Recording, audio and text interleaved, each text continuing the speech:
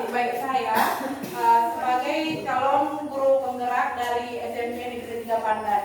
Di sini ini adalah salah satu tugas saya untuk mencapai tugas di calon guru penggerak saya. Saya mengucapkan terima kasih kepada Bapak Ibu yang ikut berperan dan ikut dalam praktik baik saya ini. Baik, terima kasih. Semoga nanti apapun yang saya berikan, apapun yang saya sampaikan bisa berguna buat kita semuanya. Oke, next. Salam bahagia. Di sini yang saya paparkan yaitu tentang budaya positif. Mari Bapak Ibu hadir seutuhnya, tenangkan hati dan pikiran. Nanti kita bekerja itu nanti kita kerjakan biar lebih hikmat dalam kegiatan kita ini. Berdamai sejenak semua situasi dalam diri untuk hadir seutuhnya di ruangan. Oke Bapak Ibu, sebelum kita masuk ke dalam pertanyaan pemantik yang ada di sini Bapak Ibu, ada kesepakatan yang perlu kita sepakati memulai acara kita ini. Kesepakatan kita bersama. Apa yang perlu kita bahas, kita sampaikan kesepakatan kita Bapak Ibu?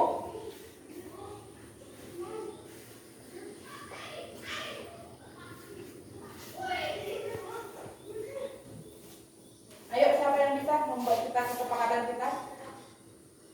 Keyakinan kelas kita.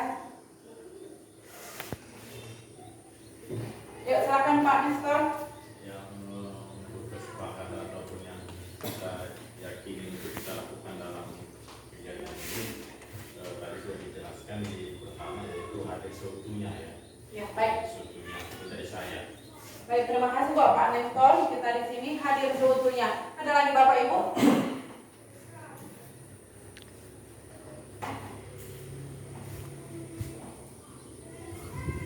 Saya bantu jika mau bertanya silakan bertunjuk tangan. Baik Bapak Ibu, bisa kita setuju dengan itu Bapak Ibu? Dan aktif dalam diskusi kita. Setuju Bapak Ibu? Baik, terima kasih buat Bapak Ibu semuanya. Ada pertanyaan memantik Bapak Ibu.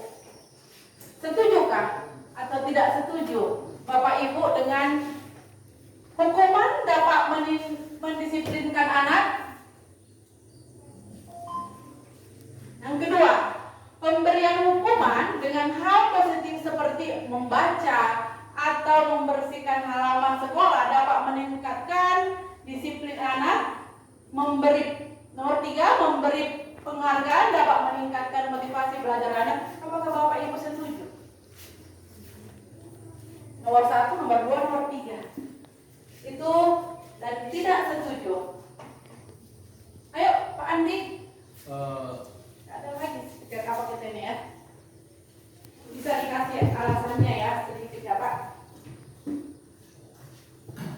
Di sini ada terima kasih Bu Elizabeth. Di sini ada 3 pertanyaan pemantik yang harus kita pilih. Mana yang terbaik seperti itu. Jadi yang 3 ini, karena kebetulan kita sudah lama mengajar Bu, semua yang 3 ini sudah pernah kita lakukan. Cuma ada salah satu di antaranya yang tidak harus kita lakukan karena akan menimbulkan siswa itu menjauh, bukan mendekat lagi dengan kita. Yang itu yang pertama, hukuman dapat mendisiplinkan anak itu tidak, menurut saya tidak cocok sesuai dengan pengalaman. Yang ada kita harus memakai salah satu antara nomor 2 dan nomor 3. Nomor 2 itu pemberian hukuman dengan hal positif, seperti membaca atau membersihkan nama sekolah dan meningkatkan disiplin. Justru anak jadi lebih senang melihat kita seperti itu. Yang ketiga, memberikan penghargaan dapat meningkatkan motivasi belajar. Maaf ya Bu, saya untuk mengumbarkan, ini sudah sering saya lakukan ketika saya melihat anak itu aktif dan mengerjakan sesuatu dengan baik. Saya sering itu memberikan contoh hadiah, baik itu pulpen, atau permen seperti itu. Bahkan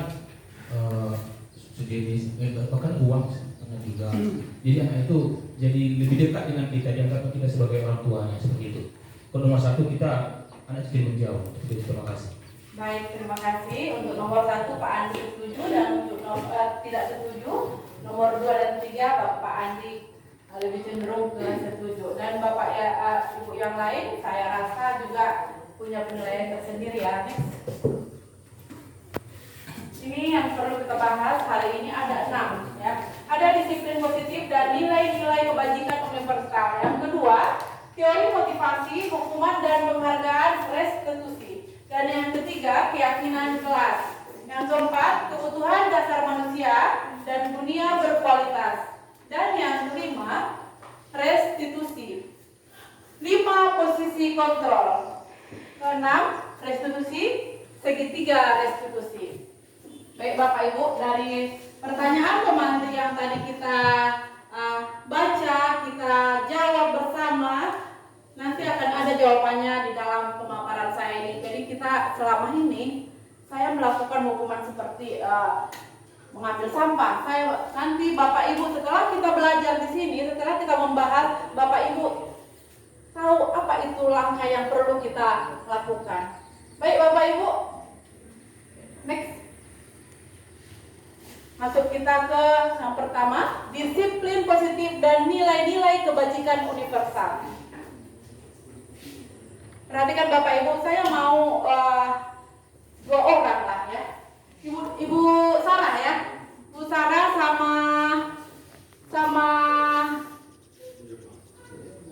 sama Ibu Panjaitan lah. Bu Sarah sama Ibu Panjaitan. Ayo, Bu. Di sini saya mau Ibu yang A ya, ada A dan B. Ya, kita bermain ini ya, Bapak Ibu, ada A dan B. Coba kita praktekkan tangan kita seperti ini.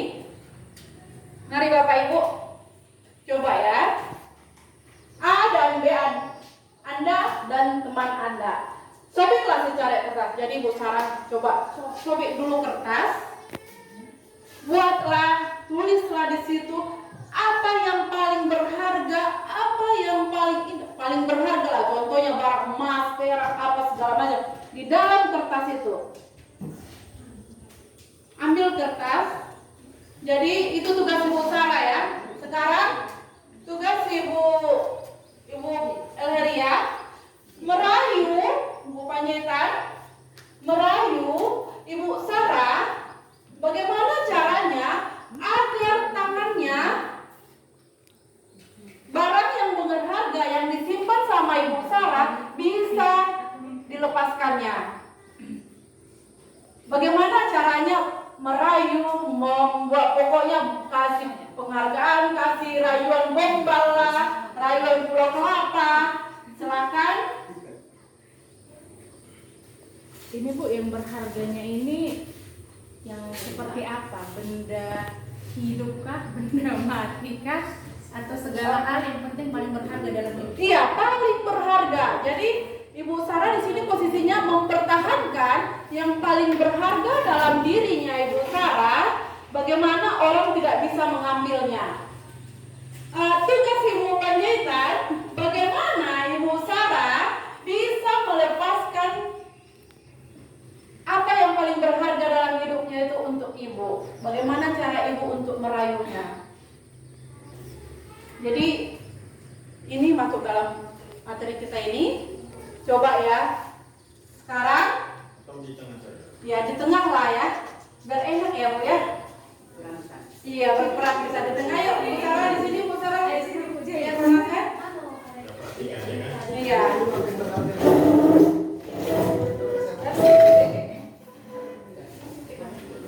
Bagaimana cara Ibu Panjaitan merayu Ibu Sarah? Apa sih barang berharganya? Ada deh, sini lah. Kita dengar terus senyum ini. Iya. Nanti kalau Silakan saya kasih sepenuhnya pentasnya buat Ibu berdua. Ibu, ya Ibu. saya tahu Ibu sangat baik. Alhamdulillah. Boleh saya minta Bu barang berharga Ibu? Kayaknya barang berharga saya ini nggak bisa diberikan sama siapapun ya Bu. Karena hanya saya yang memiliki. Tapi Ibu baik.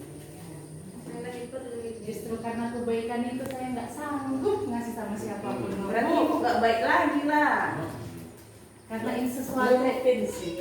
karena ini jiwa saya, Bu. Kalau ibu mau ambil jiwa saya, bagaimana saya bisa hidup, Bu? Memberikan sama ibu. Oh, kalau memang itu termasuk hidup ibu, saya juga nggak bisa mengambil. Itu Tapi kalau bisa bu, itu saking berharga. Hidup saya, jiwa saya, semua ada. jadi ibu nggak mau lepas ya bu. Nggak bisa. Entah saya tunggu masih bisa. Dirayu dulu, nggak bisa dirayu, Nggak bisa dirayu. nggak bisa kawin. Iya ya. Nggak bisa dirayu ya Bu ya. Udah lepas dia ya. Oke lah Ibu, silakan. Kasih aplaus dulu buat Ibu Panjaitan sama Ibu Sarah. Sebenarnya apa yang berharga itu Bu Sarah? Anak saya, Bu. Bu Jahit bisa saya buka? Bisa saya buka kan? Gampang kok, nggak tanpa merayu. Gampang. Itu dia ya Bapak Ibu. Nanti kita akan tahu materi kita selanjutnya. Oke, berarti kenapa bisa saya buka? Tanpa saya rayu Bu Sarah, tanpa susah-susah. Kenapa bisa? Langsung ke intinya. Iya, karena ada kontrol di sana. Ayo, Bu, baik. Baik Bapak Ibu.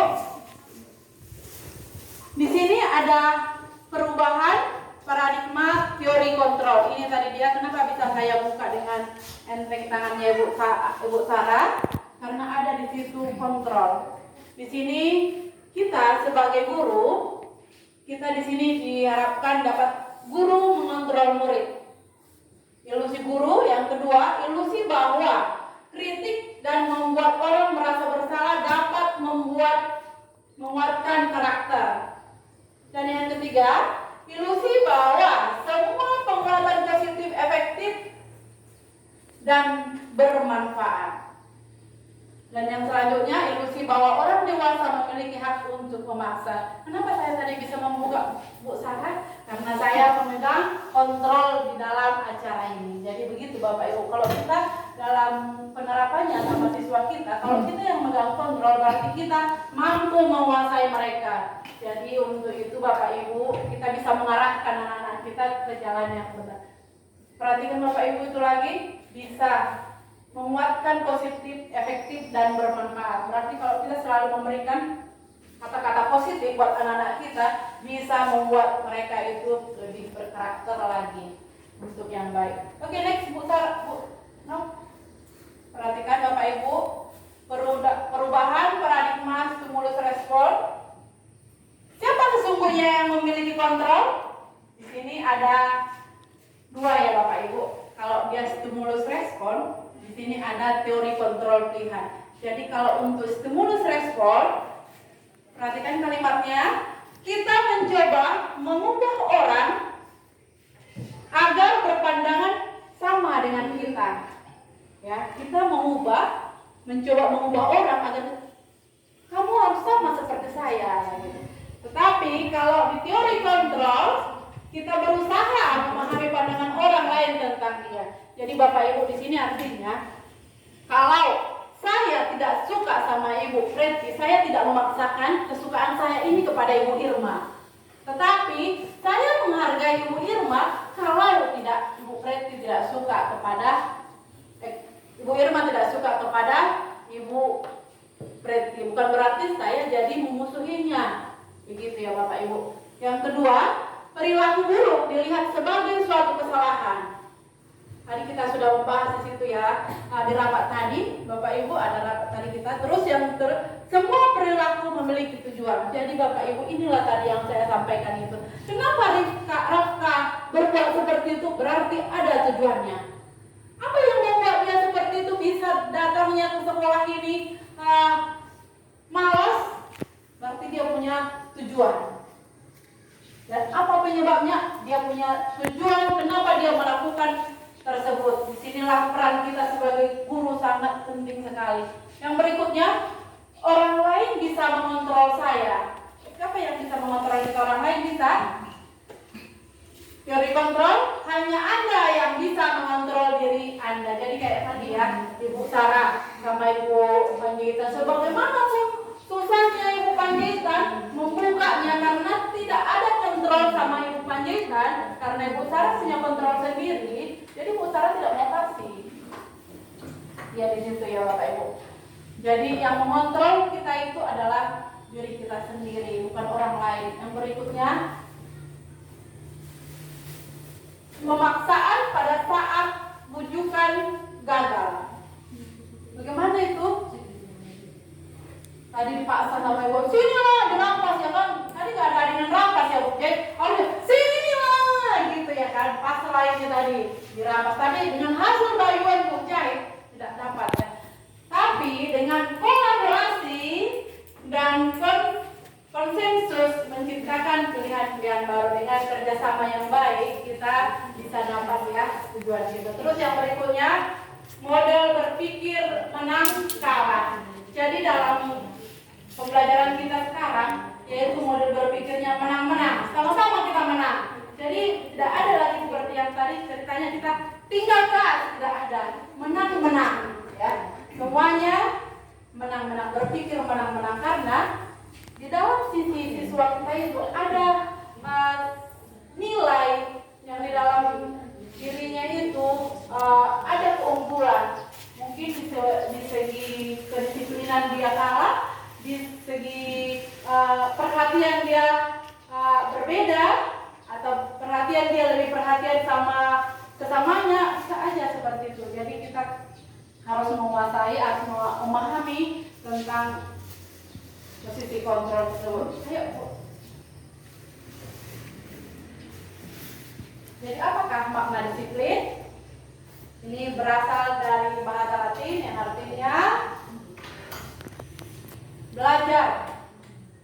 Makna asal dari kata ini berkonotasi dengan disiplin diri dari murid-murid. Itu dari Socrates dan Plato. Ya, next. Perhatikan nilai-nilai kebajikan universal. Ada nilai-nilai kebajikan universal Bapak Ibu di sini. Apa itu nilai-nilai kebajikan itu? Kebajikan berarti sifat-sifat positif. Sifat-sifat positif yang merupakan tujuan mulia yang ingin dicapai setiap individu. Jadi kita semuanya mempunyai nilai kebajikan yang perlu kita capai setiap individu. Jadi anak-anak kita pun mempunyai nilai kebajikan. Nilai-nilai tersebut bersifat universal dan lintas bahasa, suku, bangsa, agama maupun latar belakang ya. Perhatikan Bapak Ibu, di sini ada setiap perilaku atau perbuatan memiliki suatu tujuan. Jadi ingat ya Bapak Ibu, tadi kita kan si ini kayak gini, ada tujuan mereka. Semuanya itu oleh Dr. William Glasser pada teori kontrol tahun 1984. Terus yang berikutnya dengan mengaitkan nilai-nilai kebajikan yang diyakini seorang, maka motivasi intrinsiknya akan terbangun sehingga menggerakkan motivasi dari dalam untuk dapat mencapai tujuan mulia yang diinginkan. Berikutnya, nilai-nilai kebajikan yang ingin dicapai oleh setiap anak Indonesia kita kenal dengan profil pelajar Pancasila. Apa itu? Beriman, bertakwa kepada Tuhan Yang Maha Esa, mandiri, bernalar kritis, berkebinekaan global, bergotong royong, dan kreatif. Bapak Ibu, ini kita harus kita tanamkan dalam diri kita semuanya nilai-nilai kebajikan dari profil Pancasila ini untuk kita terapkan kepada murid-murid kita. Oke, masuk kita ke materi pembelajaran 2, teori motivasi, hukuman dan penghargaan dan restitusi. Baik, kayaknya kita agak ini ya, mau buat ice breaking dulu ya, bisa ya? Atau habis waktu? Langsung aja. Langsung aja. Teori motivasi perilaku manusia. Di sini Bapak Ibu ada di sini motivasi eksternal, ada motivasi eksternal dan motivasi internal ya. Apa itu? Ini untuk menghindari ketidaknyamanan atau hukuman. Apa yang akan terjadi apabila saya tidak melakukannya? Jadi untuk menghindari hukuman apa yang itu adalah dari eksternal. Terus yang kedua, untuk mendapatkan imbalan dari orang lain atau institusi, apa yang akan saya dapatkan apabila saya melakukannya? Jadi seperti tadi yang disampaikan sama Pak Andi, saya mau dapat permen relaksa dari Pak Andi, saya akan datang tepat waktu. Ini dia ya. Motivasi eksternal itu dari luar. Motivasi dari luar. Apa yang kita inginkan? Dia harusnya motivasi dari internal, dari dalam. Jadi yang kita lakukan memberikan hadiah-hadiah itu Bapak Ibu ini itu adalah eksternal. Nanti kalau datang saya cepat dikasih coklat. Nanti kalau saya belajar rajin dapat buku. Itu adalah motivasi dari eksternal. Bagaimana itu? Bagus kan tidak? Semuanya bagus, tapi lebih bagusnya lagi kita dari motivasi dari dirinya sendiri internal. Seperti apa? Untuk menghargai diri sendiri, saya akan menjadi orang yang seperti apabila saya melakukannya. Saya akan menjadi orang yang seperti apabila saya melakukannya. Jadi Bapak Ibu, inilah yang perlu kita tanamkan sama siswa kita, sama murid kita, agar murid-murid kita itu bisa keluar dia motivasi internalnya ini ya.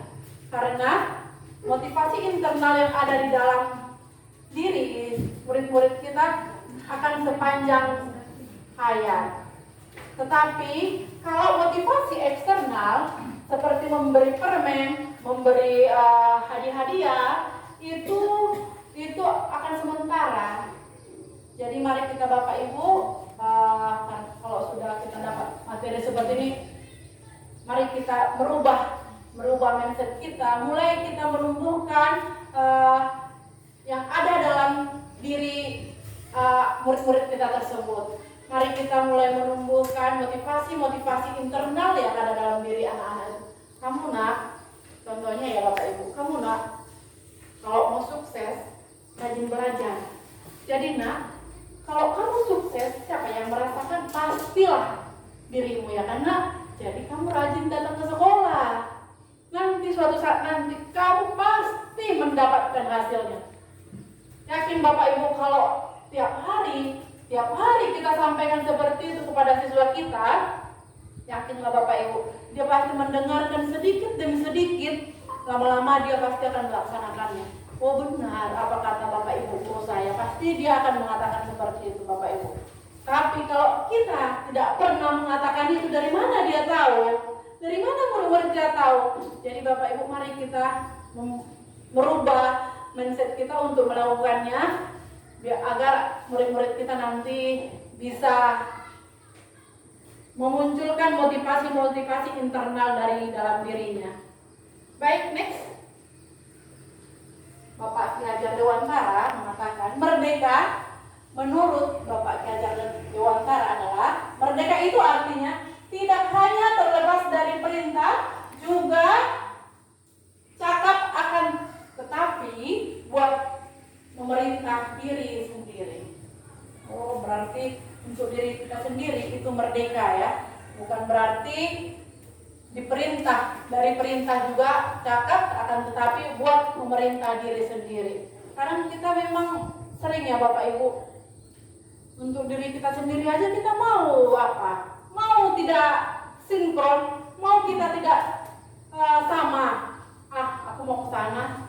Aku nanti sampai di sekolah memulai pekerjaanku dari mulai mengontrol anak-anak.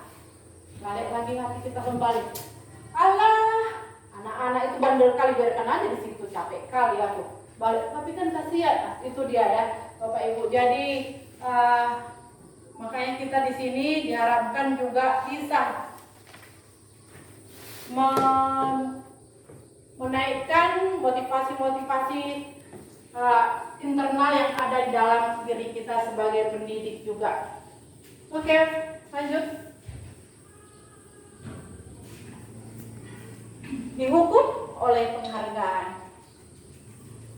Bahwa penghargaan berlaku sama dengan hukuman. Pak Ibu, penghargaan itu ternyata sama dengan hukuman.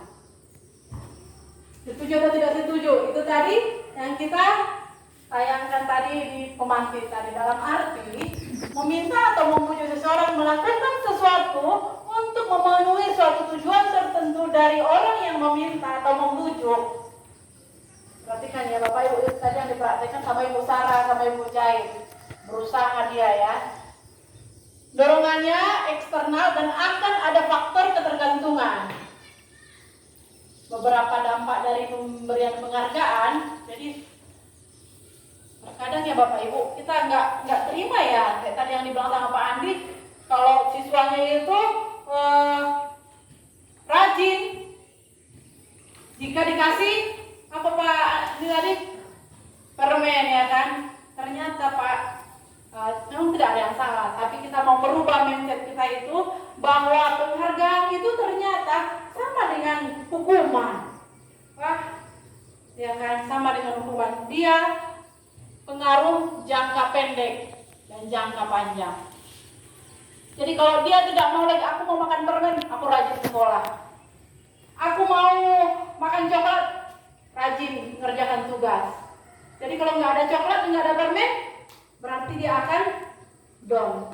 Jadi di sini Bapak Ibu ini yang disampaikan buat kita untuk selalu menerapkan kepada diri kita, memunculkan motivasi-motivasi internal yang ada dalam diri murid kita. Yang berikutnya, penghargaan menghukum. Itu tadi itu ya. Penghargaan mengurangi ketepatan, penghargaan tidak efektif, dan penghargaan merusak hubungan. Jadi saya mau bertanya sama Bapak Ibu, bagaimana lagi? Ada yang mau bertanya tentang penghargaan ini Bapak Ibu? Mana itu? Ada Pak mau bertanya? Sebenarnya bukan bertanya sih, tidak bertanya, namun ini fakta yang ada di lapangan ya. Nah, di lapangan atau di sekolah kita itu pada prinsipnya kan contoh seperti siswa lah juara 1, 2, 3, sekarang kan menerima rapor nih kan. Nah, itu biasanya kita berikan berupa apresiasi ataupun penghargaan. Nah, coba kalau kita bayangkan sejenak, apabila hal itu tidak diberikan, tidak diapresiasi, tidak dihargai, atau tidak diberikan penghargaan, lalu anak-anak itu nantinya seperti apa gitu kan, pertama. Yang kedua, bagaimana jika itu diberikan, kan itu. Kalau menurut saya pribadi, penghargaan itu atau apresiasi itu sebenarnya sifatnya ya baik untuk diberikan, namun pada saat proses pemberian penghargaan itu atau apresiasi itu disampaikan dengan sebaik mungkin. Artinya jangan sampai mereka belajar sungguh-sungguh, itu motivasinya untuk mendapatkan hadiah itu atau penghargaan itu, kira-kira seperti itu. Jangan ke sana arahnya gitu. Nah, karena kalau ke sana arahnya nanti motivasinya jadi motivasi eksternal, tidak lagi dari dalam diri, sifatnya menjadi jangka pendek. Artinya menurut saya melihat konteksnya gitu, melihat konteksnya dan bagaimana cara untuk menyampaikan atau memberikan penghargaan. Menurut saya itu. Baik, terima kasih kepada Pak Neston ya, benar ya. Jadi kita menginginkan jangka panjang. Bagaimana cara kita kalau misalnya memberikan hadiah itu untuk anak-anak kita yang dapat juara, berarti kita harus ada bahasa, ada kalimat yang perlu mereka mengingatnya agar hadiah ini bukan hanya sebagai motivasi eksternalnya, tetapi yang paling berharga adalah dia itu bisa meraih kesuksesannya begitu. Baik, terima kasih kepada Pak Neston.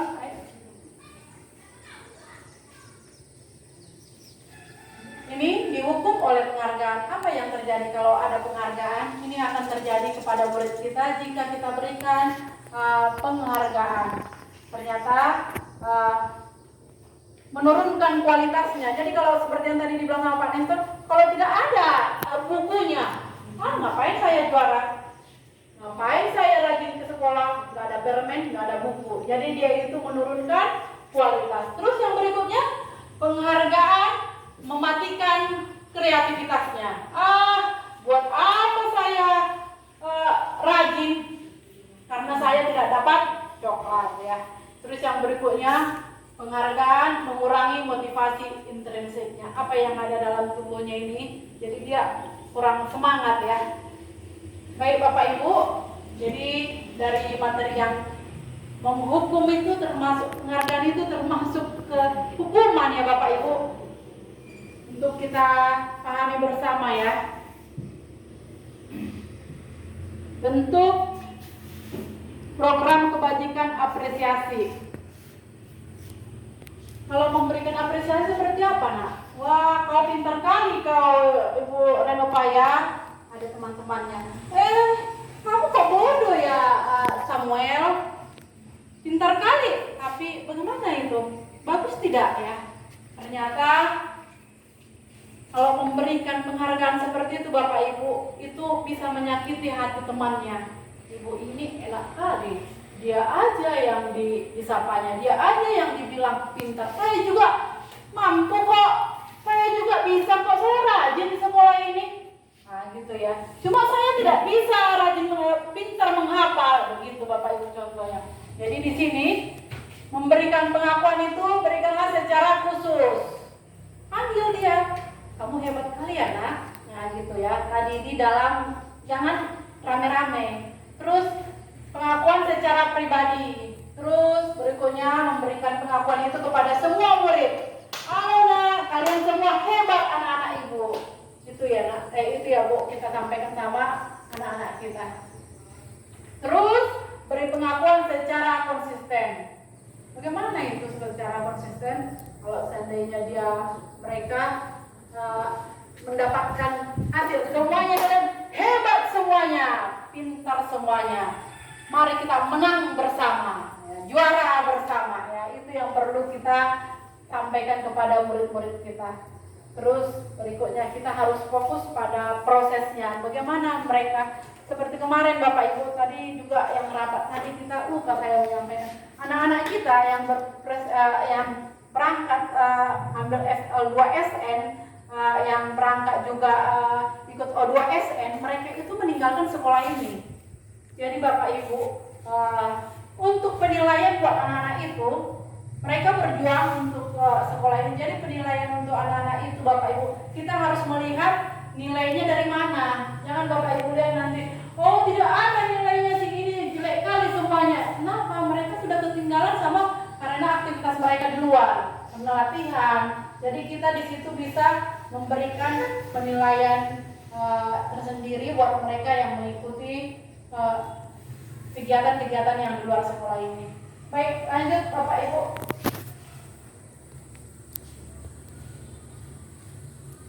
Ini dia contoh pengakuan apresiasi kebajikan. Ada pembuka. Kemarin saya perhatikan. Jadi kalau nilai kebajikannya seperti apa? Rasa empatimu besar sekali. Situasinya pada saat menolong murid baru di kelas kita ya. Kita berarti harus ini yang kita sampaikan Bapak Ibu. Kita usahakan nilai kebajikan ini. Harus kita sampaikan, wah saya menghargai kepedulianmu ya nak. Terima kasih untuk rasa tanggung jawabmu ya nak. Ya, di sini kita selalu menyampaikan nilai-nilai kebajikan yang ada. Akhirnya mereka memunculkan motivasi internal yang ada dalam diri anak-anak kita. Baik, lanjut Bapak Ibu. Ini ya, ini tindakan guru. Ini perlu kita jawab bersama. Tindakan guru mencatat 100 kali di dalam buku kalimat, saya tidak akan terlambat lagi karena terlambat di sekolah. Apakah ini hukuman atau konsekuensi Bapak Ibu? Terus yang kedua, lari mengelilingi lapangan basket 2 kali karena terlambat hadir di sekolah. Apakah ini hukuman atau konsekuensi? Coba Bapak Ibu ini diisi, dibaca Bapak Ibu. Hukumankah? Konsekuensikah? Membersihkan tumpahan air di meja tulis karena tersenggol pada saat belajar. Inikah hukumankah? Konsekuensikah?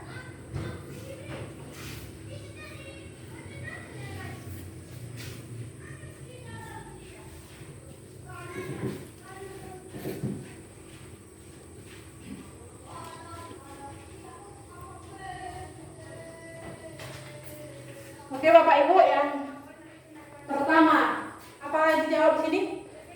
Mencatat hukuman. Oke, yang kedua hukuman. Yang ketiga, murid diminta untuk push up. Hukuman. Yang keempat, konsekuensi. Yang kelima, yang keenam, murid disuruh untuk tidak mengenakan sepatu seharian di sekolah karena tidak mengenakan sepatu hitam. Hukuman.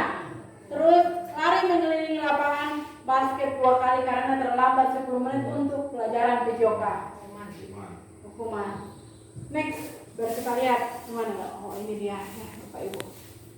Jawabannya hukuman, hukuman, hukuman. Konsekuensi. Kenapa konsekuensi? Menggantikan kertas tugas teman yang telah dicoret-coret dia. Dia konsekuensinya itu ya Bapak Ibu. Ya. Terus kenapa ini juga konsekuensi? Membersihkan tumpahan air di meja tulis karena tersenggol pada saat belajar. Ya harus dibersihkan karena dia yang menyenggolnya. Ini hukuman. Murid disuruh tidak mengenakan sepatu. Ya, ini hukumannya Bapak. Ini konsekuensi. Lari mengelilingi karena terlambat. Karena itu pelajaran PJOK. Tapi kalau pelajaran bahasa Indonesia itu dibuat, itu adalah hukuman. Tidak sesuai Bapak Ibu dengan pelajarannya. Jadi kalau Bapak Ibu salah misalnya, Ibu jahit lagu lama, terlambat dia, membuat kesalahan. Jadi hukumannya apa? Konsekuensi ya. Yang perlu kita buat apa itu? Berarti menghafal doa, ya kan? 10 kita hafal ya. Baik. Next.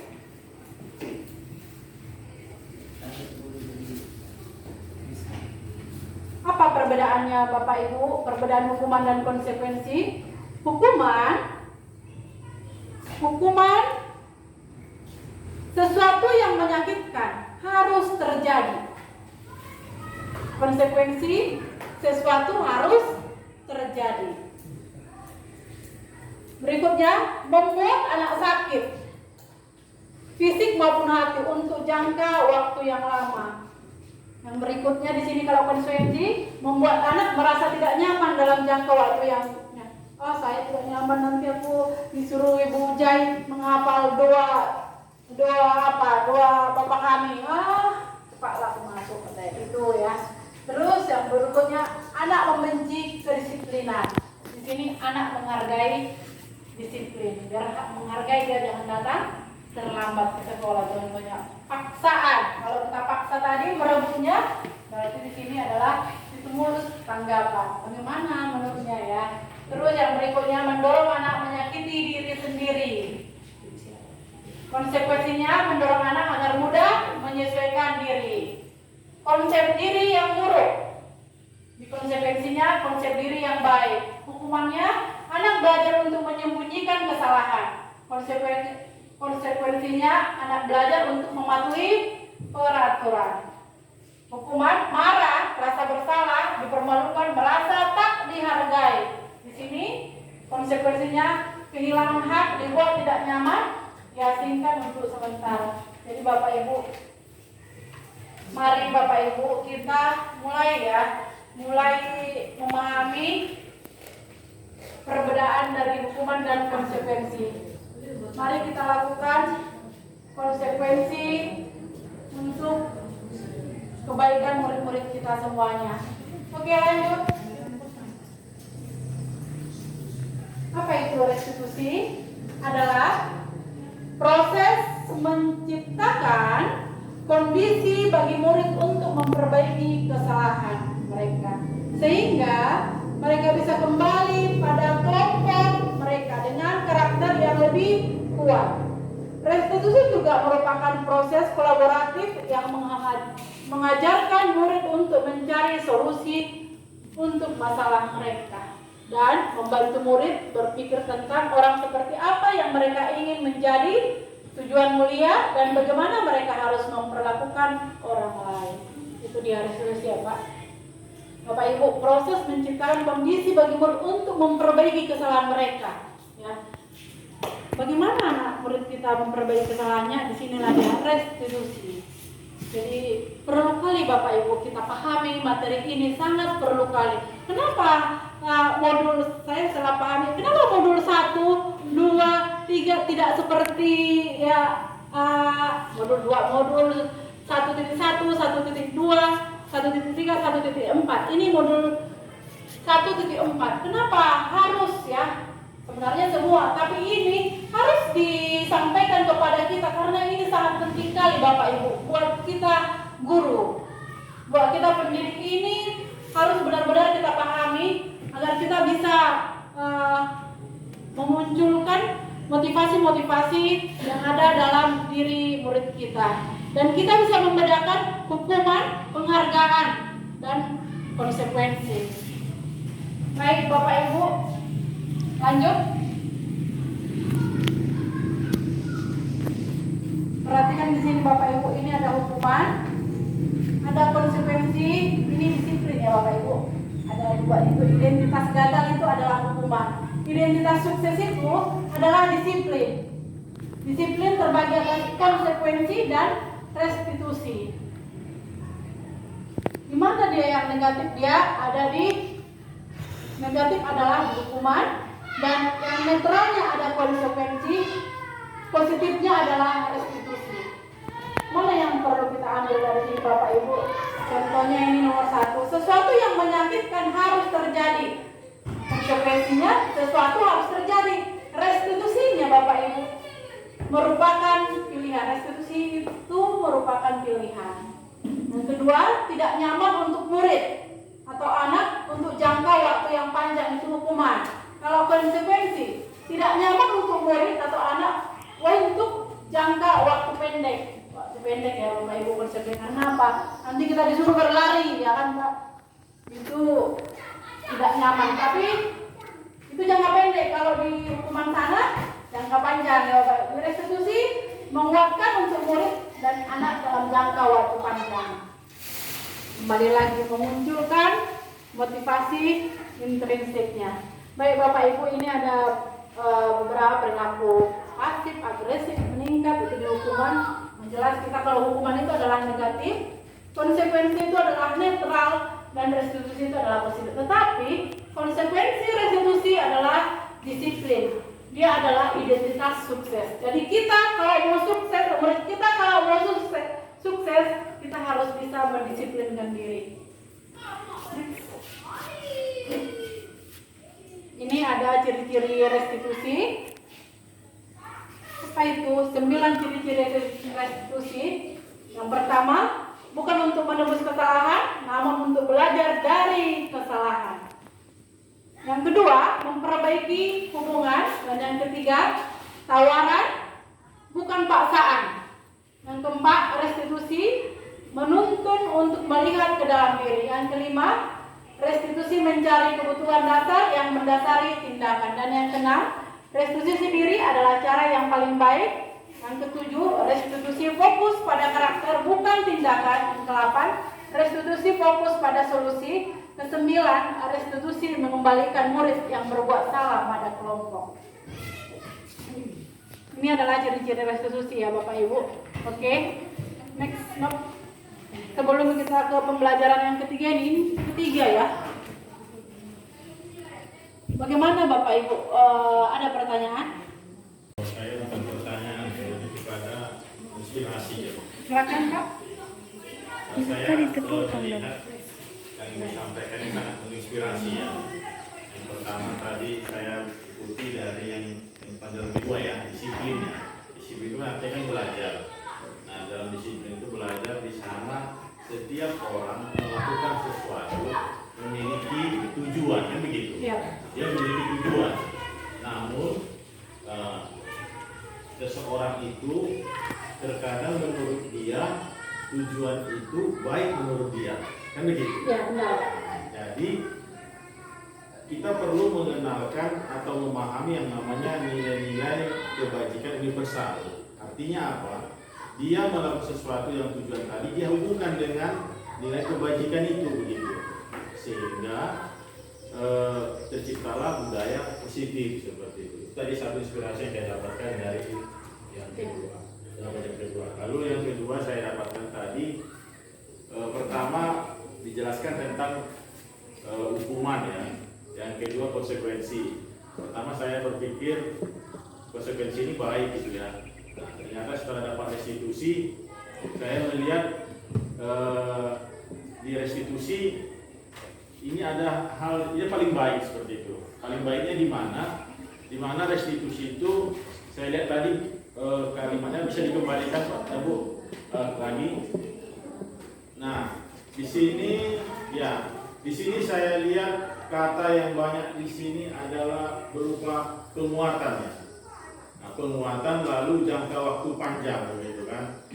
Contohnya yang kedua kan menguatkan untuk murid anak dalam jangka waktu panjang. Baru yang berikutnya murid atau anak mendapatkan penguatan. Nah, ada dua di sana kata penguatan gitu ya. Terus di sana yang paling menarik adalah anak itu ditanya apa yang bisa dia lakukan untuk memperbaiki masalah ini. Artinya anak itu dilibatkan di dalam mencari solusinya kan begitu. Serta anak itu dikembalikan lagi ke posisi dia atau kepada kelompoknya dengan sudah kuat dengan apa namanya dirinya, sudah tahu oh ini sebenarnya yang mau tujuannya seperti itu. Mungkin itu inspirasi yang saya dapat dari penjelasan dari Ustaz Tompul ya. Ya baik Pak Neston, kita kasih dulu aplaus sama Pak Neston lah. Terima kasih, memang seperti itu Pak. Kalau kita sudah masuk ke restitusi, kita itu memunculkan yang di dalam dirinya. Jadi lebih ke nilai universal yang dia miliki. Baik Bapak Ibu, lanjut masuk kita keyakinan kelas Bapak Ibu. Keyakinan kelas. Kenapa kita tidak peraturan kelas? Kenapa kita jadi keyakinan kelas? Ya, ini dia jawaban Bapak Ibu. Mengapa kita memiliki peraturan? Kita kan punya peraturan ya Bapak Ibu ya.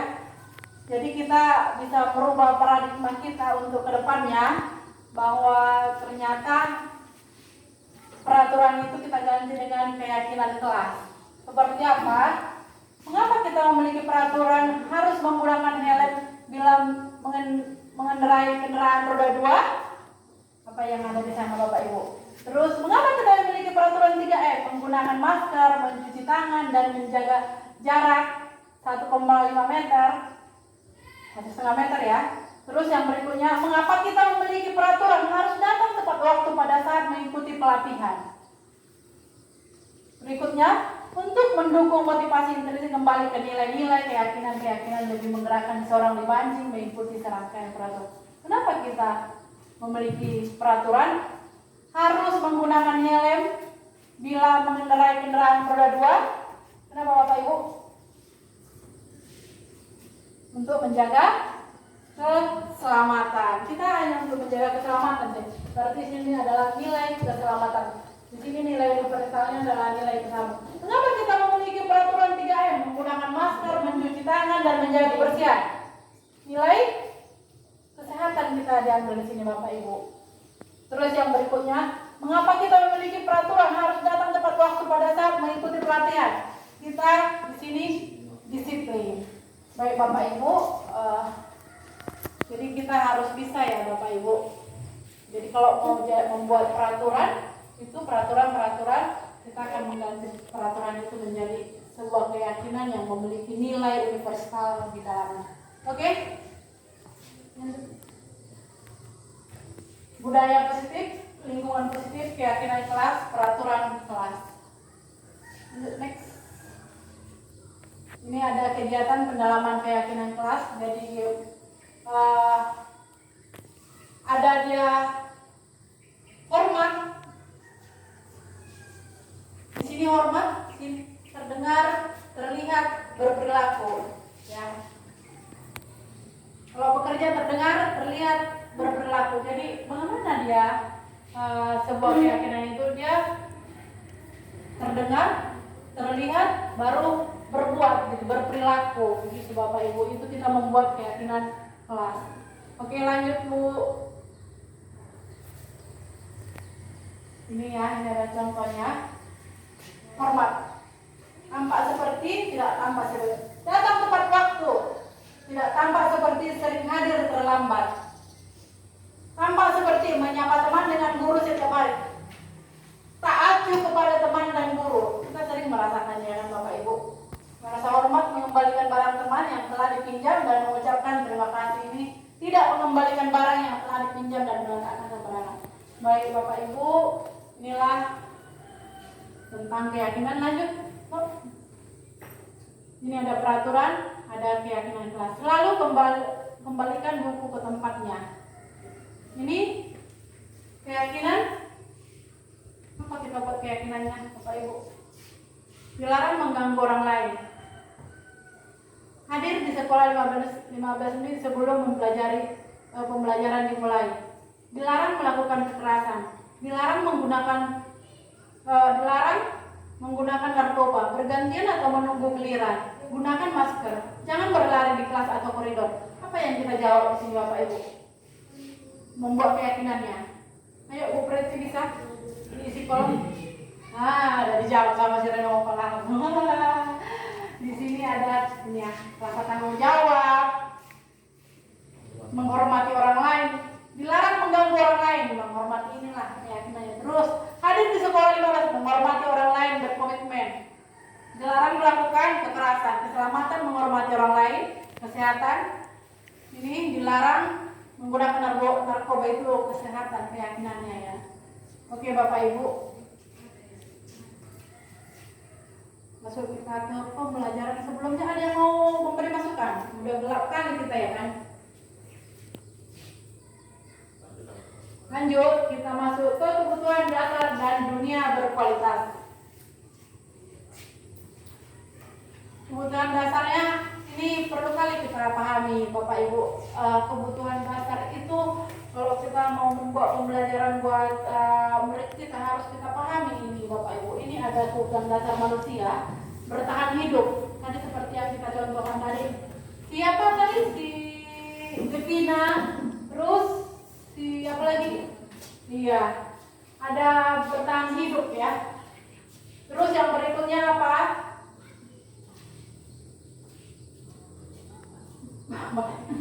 Ada di sini ada penguasaan, ada kebebasan, ada kesenangan, dan ada kasih sayang dan rasa diterima.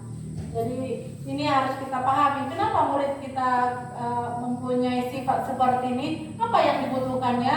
Oh, berarti dia butuh kasih sayang. Oh, kenapa dia si Rafka itu bandel kali? Oh, berarti dia ingin kebebasan.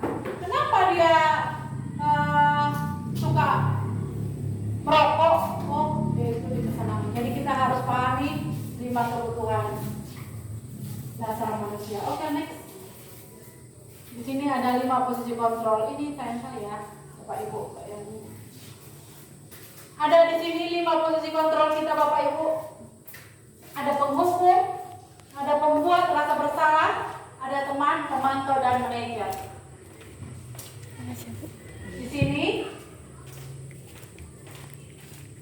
kalau kita jadi penghukum, ya Bapak Ibu, kalau kita jadi penghukum, ada guru berbuat menghardik, menunjuk-nunjuk, menyakiti. Hei, kamu ya, kamu itu tidak bawa buku. Sekarang kamu push up.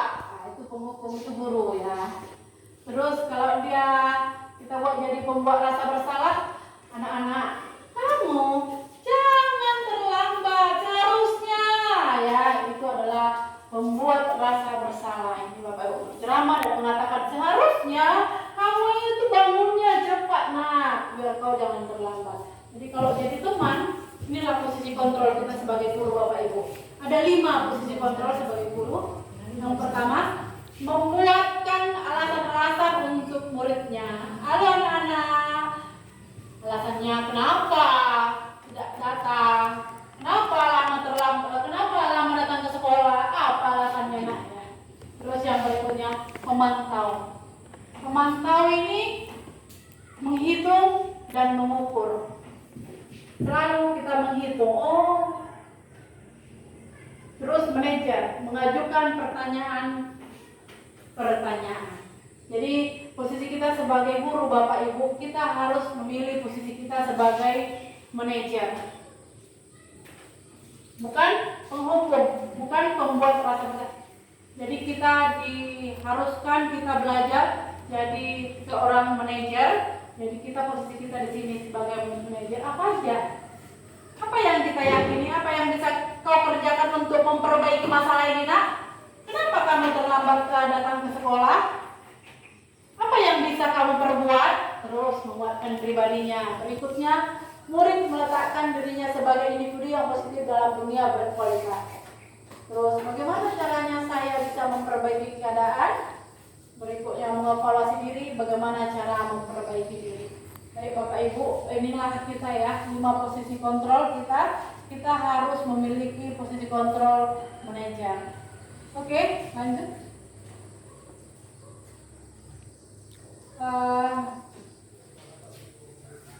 Coba ini ada tugasnya, pernyataan siapa yang mengatakannya. Saya kecewa sekali dengan kamu. Siapa yang mengatakan? Membuat orang yang merasa bersalah. Terus lagi, kamu tidak pernah benar melakukannya. Terus siapa yang mengatakan? Itu penghukum. Jadi ini kita ya Bapak Ibu. Jadi kalau jadi guru kita sering gimana posisi kita itu? Sering dihukum kah? Sering jadi teman kah? Ini ayolah, lakukan demi ibu, demi bapak. Mana? Ayo nak. Nah, itu sebagai teman. Ayo. Terus sebagai pemantau, apakah kamu mau mendapatkan stiker bintang hari ini? Apakah kamu mau dapat permen hari ini? Nah, pemantau. Bagaimana kamu bisa menyelesaikan masalah ini? Inilah kita ya, manajer Bapak Ibu. Bagaimana kamu bisa menyelesaikan masalah ini? Kita diharuskan maunya kita ke manajer, posisi kita sebagai guru, sebagai manajer.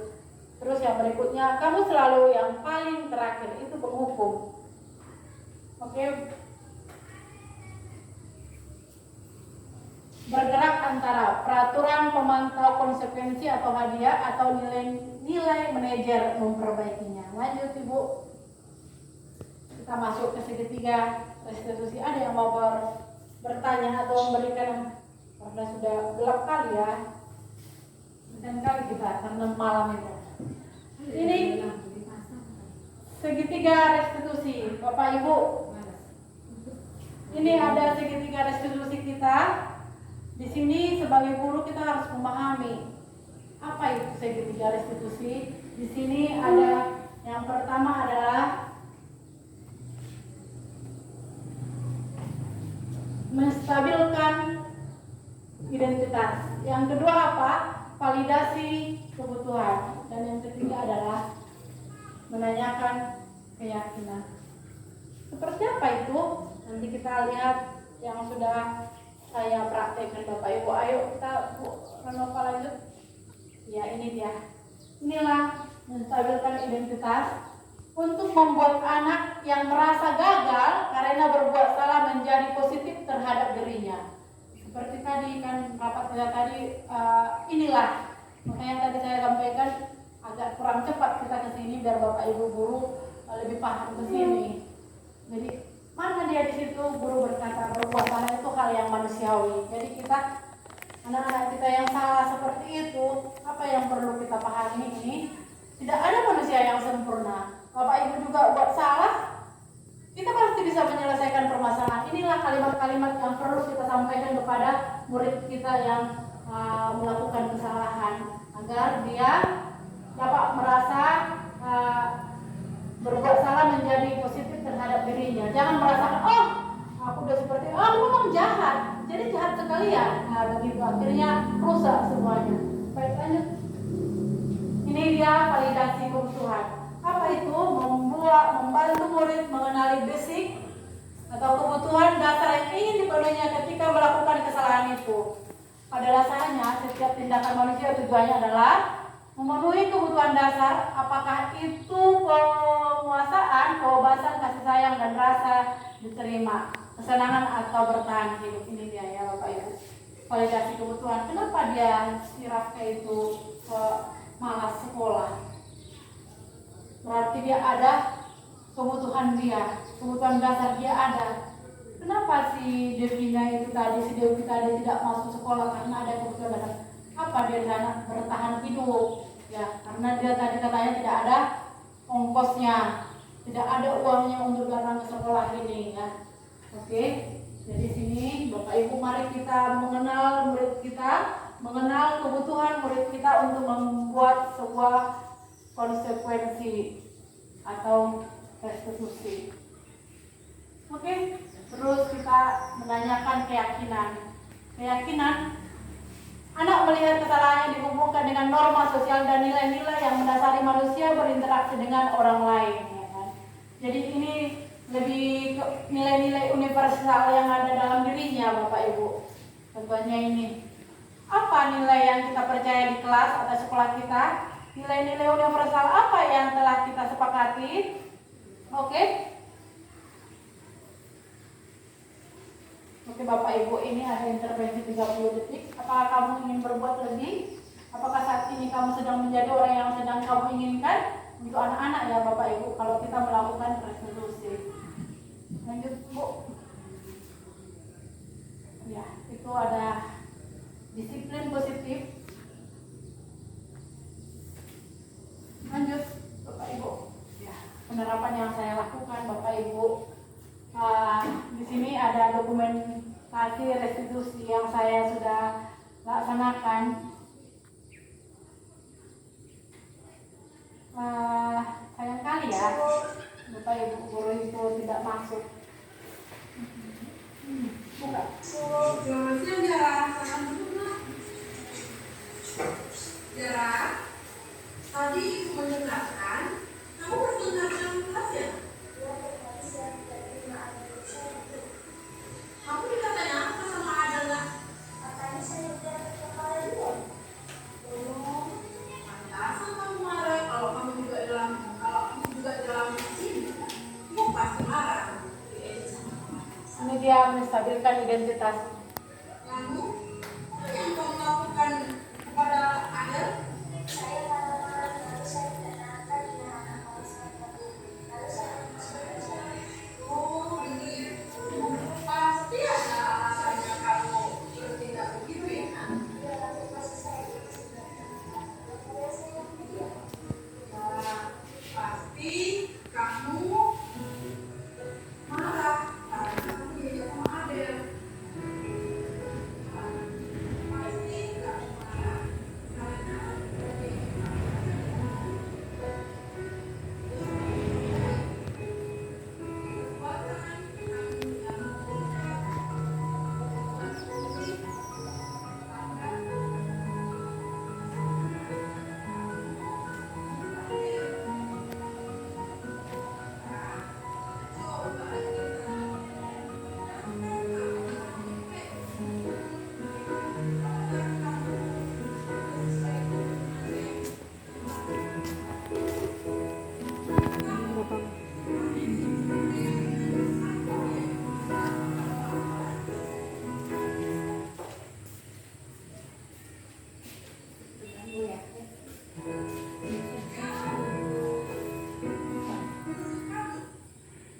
Bapak Ibu, itu adalah salah satu contoh yang saya buat dokumentasi saya di restitusi ini adalah dokumentasi saya keyakinan kelas.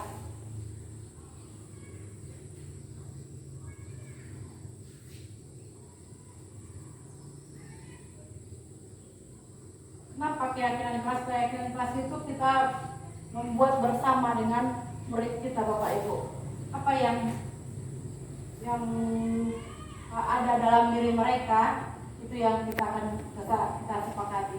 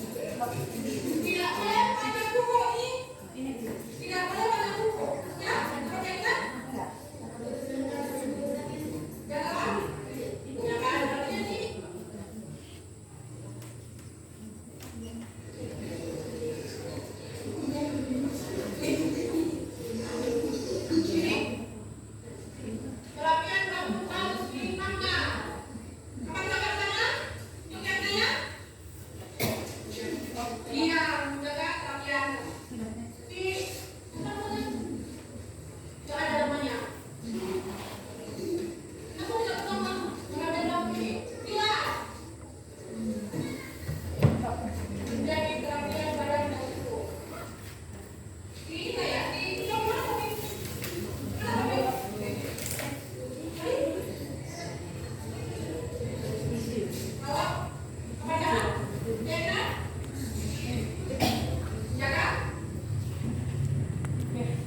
Bapak Ibu, itu videonya yang sudah saya lakukan. Tapi karena memang waktu kita tidak memungkinkan ya Bapak Ibu, jadi kurang terpenuhi.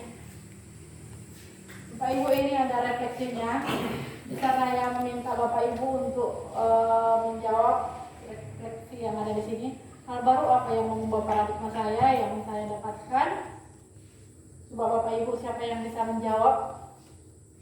Perasaan apa yang muncul selama mengikuti sesi ini, khususnya mengenai makna disiplin dan motivasi intrinsik? Terus yang berikut, peran AMO seperti apakah yang saya telah lakukan selama mengikuti modul ini? Dan yang keempat, saya akan menjadi AMO yang seperti apakah setelah mengikuti modul ini? Ayo Bapak Ibu, silakan Bapak Ibu buat refleksi lah. Biar kita, ayo Pak Andi, silakan Pak Andi refleksinya. Atau Ibu Renova, buat dulu refleksinya Bu Renova. Enggak usah di ini. Silakan Ibu Renova. Nanti Ibu kepala nanti.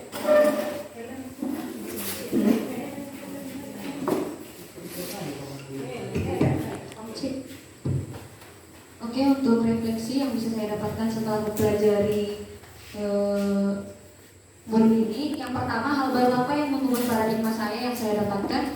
Itu yang awalnya pemikiran saya itu bahwa hukuman itu harus dilakukan untuk mendisiplinkan siswa. Setelah mempelajari modul ini, pandangan saya jadi berubah karena tidak selamanya hukuman itu dapat membuat siswa ke arah yang lebih baik. Lalu yang kedua, perasaan apa yang muncul selama mengikuti sesi ini, khususnya mengenai makna disiplin dan motivasi intrinsik? Perasaan ingin mengubah menjadi lebih baik ya dalam sistem mengajar kita terhadap siswa. Yang ketiga, peran AMO seperti apakah yang saya lakukan? Yang saya telah lakukan selama mengikuti modul ini. Sejauh ini, keyakinan kelas sudah pernah saya lakukan di kelas. Setiap saya masuk kelas itu selalu dibuat keyakinan kelas. Baru yang keempat, saya akan menjadi AMO yang seperti apa setelah mengikuti modul ini. Target saya ingin menerapkan sistem yang manajer tadi, karena dari modul tersebut yang manajer dia yang sudah positif dia perubahannya kalau misalnya bisa dilaksanakan dalam kelas. Terima kasih. Terima kasih kepada Ibu Renova. Ada Pak Andi? Pak Nestor? Ibu Kepala?